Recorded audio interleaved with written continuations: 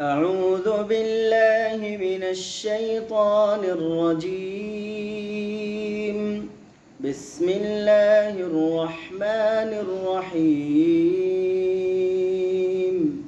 ألهاكم التكاثر حتى زرتم المقابر كلا سوف تعلمون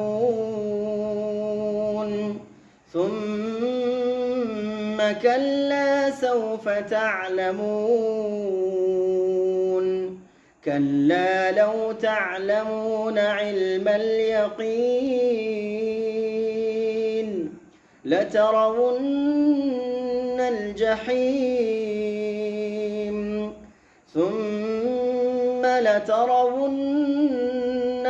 عين اليقين ثم لتسألن يومئذ عن النعيم.